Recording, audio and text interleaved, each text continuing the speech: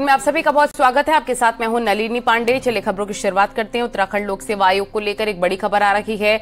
Board के सदस्य JMS Rana को आयोग का नया अध्यक्ष का चार्ज दिया गया है, ये खबर मिल रही है। राज्यपाल की सहमति के बाद उन्हें चार्ज दिया गया है। अध्यक्ष की नियुक्ति होने तक JMS राणा ही ये जिम्मेदारी संभालेंगे। 7 जून को राकेश कुमार ने अध्यक्ष पद से इस्तीफा दे दिया था, जिसके बाद से अभी ये पद खाली चल रहा है। बड़ी खबर इस वक्त, आयोग के अध्यक्ष का चार्ज उन्हें दिया गया है। JMS राणा को ये चार्ज दिया गया। अध्यक्ष की जब तक नियुक्ति नहीं हो जाती तब तक ये चार्ज रहेगा।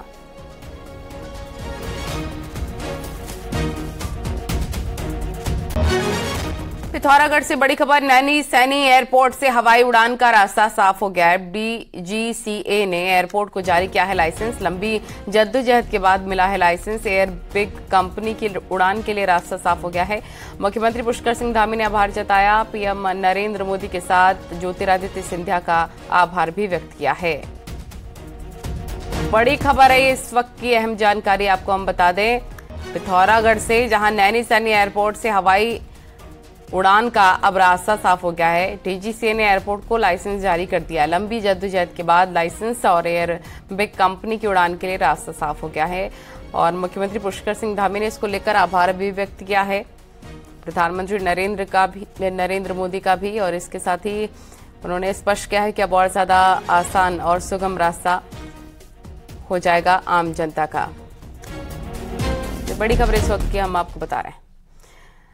आगे बढ़ते हैं, जहां पर अहम जानकारी मिल रही है रुड़की से, जहां पर बेलड़ा गांव में 2 पक्षों में जमकर बवाल हो गया, जिसके बाद मौके पर भारी पुलिस फोर्स तैनात किया गया। ग्रामीणों ने जमकर पथराव और तोड़फोड़ की है।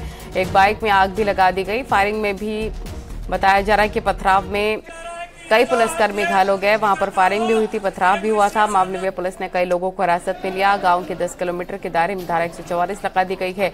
आपको बता दें कि रविवार को एक लड़का सड़क हादसे में घायल हो गया था, जिसके बाद में पुलिस ने अस्पताल में उसे भर्ती कराया था। उसकी मौत हो गई बाद में, लेकिन परिजनों ने हत्या का आरोप लगाया और कल रात ही कोतवाली का घेराव किया था। DM का कहना है कि लड़के की हत्या का आरोप लगाया जा रहा है और दूसरे पक्ष के लोगों पर FIR दर्ज करने को लेकर ये सारा बवाल हुआ है।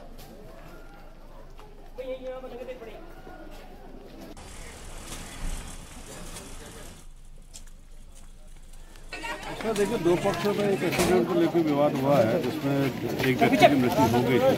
तो FIR दर्ज करने के लिए दूसरा पक्ष लगातार प्रयासरत था और उसमें 302 के अंतर्गत कार्रवाई करने के लिए बात कर रही थी। उसी बीच में इन लोगों ने पुलिस के साथ पत्थरबाजी भी की है उसके सामने, और दोनों पक्षों में काफ़ी आपस में संघर्ष भी हुआ। उसमें पूरी फोर्स हम लोगों ने डिप्लॉय कर दी और यहाँ पे गांव के चारों तरफ 10 किलोमीटर की परिधि में हम लोगों ने 144 लगाई। बेलड़ा गांव में जहाँ पे 2 पक्षों में मारपीट हुई है और पथराव हुआ है। यहाँ पे देख सकते हैं आप, जिस तरीके से हमारी पुलिस फोर्स यहाँ पे तैनात की गई है। 2 पक्षों में मारपीट हुई थी। देर शाम एक युवक की सड़क दुर्घटना में मौत हो गई थी। उसको लेकर परिजनों ने आरोप लगाए थे कि उसकी हत्या की गई। उसके बाद से गाँव में जो माहौल है वो तनावपूर्ण बना हुआ है और यहाँ पे भारी पुलिस फोर्स मौजूद है। यहाँ पे DM साहब भी मौजूद हैं। वो आप देख सकते हैं जिस तरीके से यहाँ पे भारी पुलिस फोर्स मौजूद है। फिलहाल यहाँ पे माहौल को शांतिपूर्ण बना हुआ है। हरिद्वार के बहादराबाद में दरगाह हजरत सैयद बाबा रोशन अली की मजार पर आज बुलडोजर चला है। ये मजार सरकारी जमीन पर अतिक्रमण करके बनाई गई थी। वहीं पर मजार हटाने का लोगों ने जबरदस्त विरोध भी किया है, जिसके बाद पुलिस ने लाठीचार्ज कर विरोध कर रहे लोगों को खदेड़ा है। बताया जा रहा है कि मजार कुछ साल पहले ही नहर पटरी की सड़क किनारे बनाई गई थी, जिसे आज तोड़ दिया गया है।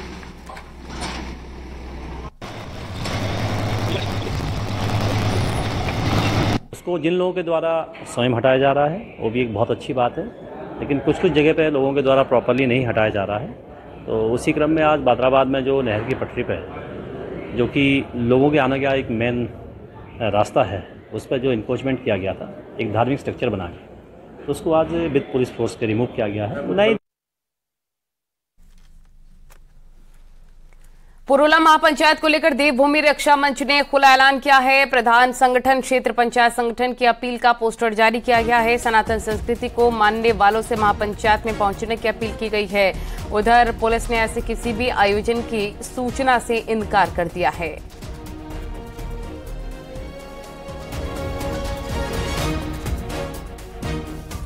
पुलिस फोर्स जो है यहाँ पे जगह जगह तैनात है, पूरी तरीके से अलर्ट है और यहाँ पे किसी भी तरह से जो है शांति एवं कानून व्यवस्था को बिगड़ने नहीं दिया जाएगा। और हमारा प्रयास सभी वर्ग विशेष, सभी लोगों से, व्यापार संगठन, सभी स्थानीय जनप्रतिनिधि, सभी से हमारा संपर्क है। और पुरोला में 15 जून की महापंचायत होना तय है, पर उस महापंचायत पर रोक लगाने की मांग की जा रही है। अब एआईएमआईएम नेता असदुद्दीन ओवैसी ने अब इसकी मांग कर दी है। बीजेपी का कहना है कि ओवैसी भड़काने वाली बात ना करें। वहीं कांग्रेस ने कहा कि लोग समझदार हैं, कुछ गलत नहीं होगा।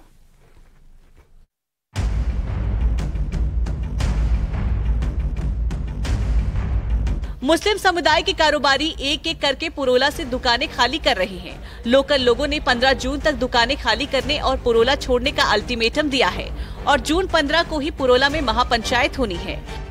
पुरोला में होने वाली महापंचायत पर अब पूरे देश की नजर है कि आखिर 26 मई को नाबालिग हिंदू लड़की को भगाने की कोशिश वाला मामला आगे क्या रंग लेता है। वहीं इस मामले में एआईएमआईएम नेता असदुद्दीन ओवैसी की एंट्री हुई है। ओवैसी ने ट्वीट करके महापंचायत पर रोक लगाने की मांग की है।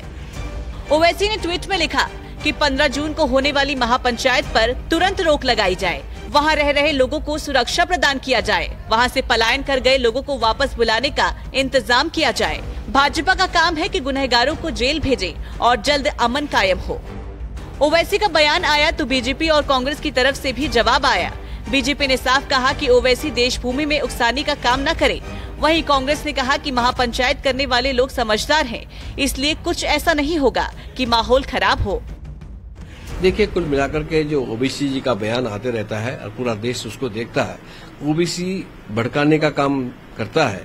कुल मिलाकर के जिस तरह से उन्होंने कहा है कि आप दंडित एक ही पक्ष को करेंगे, वो उनको सोच समझ करके कहना चाहिए। मैं समझता हूँ कि वहाँ के लोग समझदार हैं, हर चीज को जानते हैं और अगर वो कोई महापंचायत भी करते हैं तो मैं समझता हूँ कि ऐसा कोई वो निर्णय नहीं लेंगे जिससे जो है कोई असुविधा हो।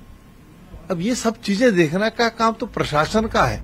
ओवैसी पुरोला में महापंचायत नहीं चाहते, लेकिन पुरोला में 40 साल तक दुकानें चलाने वाले शकील अहमद को इसमें वोट पॉलिटिक्स नजर आती है। शकील अहमद के मुताबिक ओवैसी को उत्तराखंड से कोई लेना देना नहीं है। ऐसा है जी, सभी लोग अपनी अपनी रोटियां सेकते हैं, सबने अपने वोट इकट्ठे करने हैं। अब मैं तो राजनीति में हूँ नहीं, इसलिए मैं तो ज्यादा इस बारे में कुछ नहीं बोलूंगा। तो आपको लगता है असदुद्दीन ओवैसी मतलब उत्तराखंड की बात करके कभी महाराष्ट्र की बात कर उत्तराखंड में आए? वो हमें तो लगता नहीं कि शायद उत्तराखंड में उसने कुछ किया होगा। शकील और उनके बेटे शलीम जैसे कई लोग पुरोला छोड़ चुके हैं और बाकी बचे लोग महापंचायत से पहले पुरोला से सामान समेट रहे हैं। पूरे उत्तरकाशी में तनाव बढ़ गया है और माहौल गर्म है और जैसे जैसे महापंचायत की तारीख नजदीक आ रही है, सियासत तेज होती जा रही है। न्यूज़ 18 के लिए देहरादून से दीपांकर भट्ट की रिपोर्ट।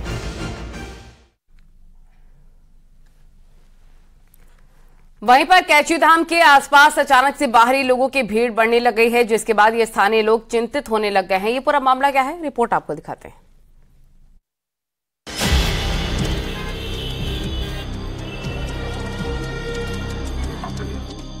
कैचीधाम में भीड़ के साथ यहां बाहरी लोगों ने भी डेरा डाल लिया है। मंदिर और गांव के आसपास ऐसे लोग घूम रहे हैं जिनकी पहचान है ही नहीं। हालात ये है कि कैचीधाम के आसपास दिख रहे इन लोगों ने जंगलों में भी झोपड़ी बनाकर सरकारी जमीनों पर भी कब्जा कर लिया है और कोई रोकने वाले तक नहीं। अब स्थानीय लोग इस बात को लेकर चिंतित हैं। बहुत बड़ा कांड हो सकता है, इनकी कोई जांच ही नहीं है। ये होटलों के अंदर तक घुस जा रहे हैं और यहाँ तक की स्थिति है कि अब इन्होंने स्थिति कर दी कि जैसे आपसे खाने के लिए मांगा इनने, आप खाना खिलाने को ले जाओगे तो दुकानदार से कहते हैं कि आप हमें पैसे दे दीजिए, हमने खाना खा रखा है। और 5-5 हज़ार 6-6 हज़ार के टूटे शाम को दुकानों में लेके जा रहे हैं। इनका सत्यापन जो भी आए इनको हटाया जाए यहाँ से तत्काल से, जो अवैध लोग यहाँ के बस रहे हैं। अभी मेरे सुनने में आ रहा है कुछ लोग अवैध तरीके से जंगलों में अपनी झोपड़ियाँ बनानी शुरू कर दी है। दरअसल पिछले 1 साल में कैचीधाम देश भर के श्रद्धालुओं के लिए आस्था का केंद्र बना, तो अन्य राज्यों के लोग इसके इर्द गिर्द घूमने लगे। हालांकि इन सब को रोकने के लिए पुलिस ने कैचीधाम में पुलिस चौकी भी खोली। बावजूद इसके ये लोग बरोक टोक घूमते नजर आ रहे हैं। 100% सत्यापन जो स्थानीय कैचीधाम और उसके आसपास के जो जगह हैं उनका करा लिया जाएगा, उन व्यक्तियों का करा लिया जाएगा जो लोग वहाँ पे काम कर रहे हैं। बहरहाल कैची आस्था का केंद्र तो है, लेकिन अनजान लोगों के यहाँ दिखने से खतरा भी बन गया है। हालांकि जरूरी होगा कि जल्द पुलिस इन पर कार्रवाई करे ताकि भविष्य में किसी अनहोनी से बचा जा सके। न्यूज 18 के लिए नैनीताल से वीरेंद्र बिष्ट की रिपोर्ट।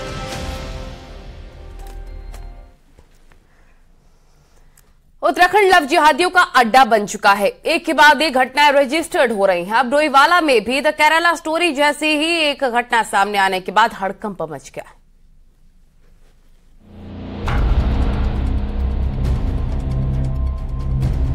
द केरला स्टोरी में जिस तरह से हिंदू लड़कियों को नशे की लत लगाकर लव जिहाद में ढकेला गया था, जॉलीग्रांट में भी ठीक उसी तरह केरला स्टोरी को रिपीट करने का प्रयास किया गया।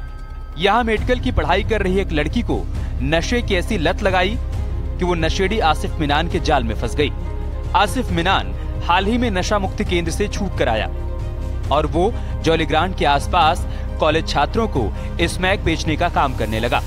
उसने लड़की को ड्रग्स का इतना आदी बना दिया कि उसकी अश्लील तस्वीरें तक अपने मोबाइल में रिकॉर्ड कर ली। आरोप ये भी है कि आसिफ अब लड़की पर धर्म परिवर्तन का दबाव डाल रहा था।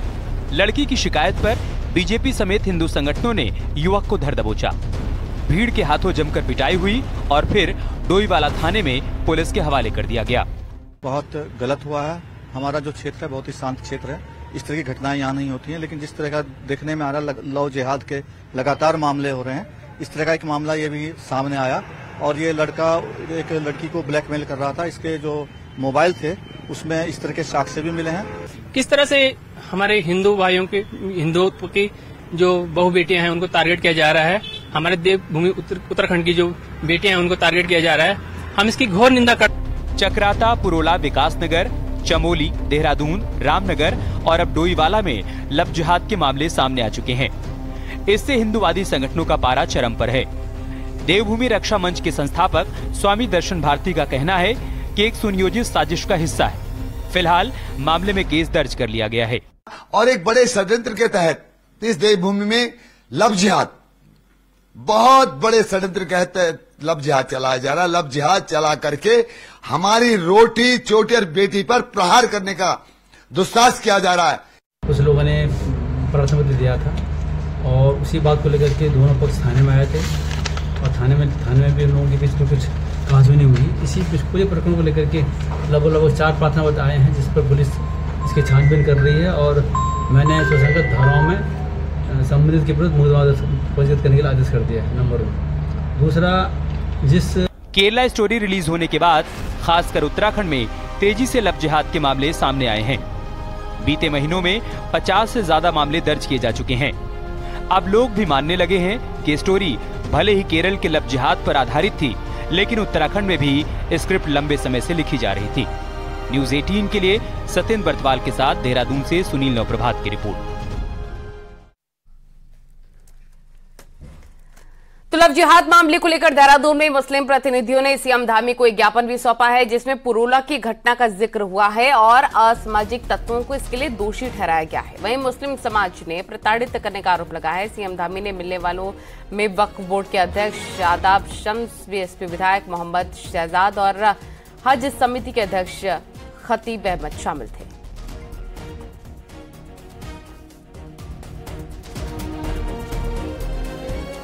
चमोली के वसुधारा ट्रैक पर पैर फिसलने से एक यात्री घायल हो गया, जिसे एसडीआरएफ की टीम ने रेस्क्यू करके अस्पताल पहुंचाया। 14 साल का सौरभ गाजियाबाद के रहने वाला है, जो चारधाम की यात्रा पर आया था। तो ये बड़ी खबर इस वक्त हम आपको बता रहे हैं। तो 14 साल का सौरभ गाजियाबाद के रहने वाला है, जो चारधाम यात्रा पर आया था। खबर आपको हम बता रहे हैं। आगे बढ़ते हैं। जून के आखिरी हफ्ते में ऋषिकेश में G20 की समिट की तीसरी और आखिरी मीटिंग होने जा रही है, जिसके लिए तैयारियां तेजी के साथ शुरू हो गई हैं। और इस बार गंगा आरती के लिए विदेशी मेहमानों को ऋषिकेश में त्रिवेणी संगम पर लाया जाएगा, जिसकी तैयारी अंतिम चरण में पहुंच चुकी है। उत्तराखंड के शहरी विकास मंत्री प्रेमचंद्र अग्रवाल ने अधिकारियों को कार्य में तेजी लाने के निर्देश दिए। गंगा घाट पर फैले अतिक्रमण और सौंदर्यीकरण को समय सीमा में पूरा करने के निर्देश दिए गए।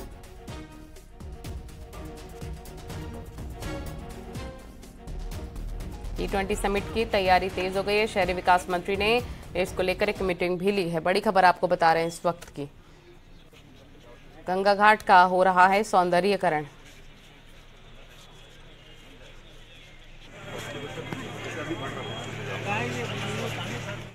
किया था और अभी जो पहली बैठक हुई थी और इसको मिला के हम लोग 100 करोड़ के बजट में काम कर रहे हैं और हमें तो इस समय ज़्यादातर काम हमारे पिछली बार हो चुके थे।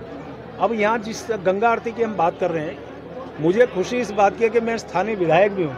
मुझे खुशी इस बात के इस G20 के गंगा आरती के नाते हमारे यहाँ परमानेंट नेचर के काम होने के कारण यहाँ के लोगों को एक अच्छा भव्य और ये त्रिवेणी घाट और आसपास का क्षेत्र दिखाई देगा।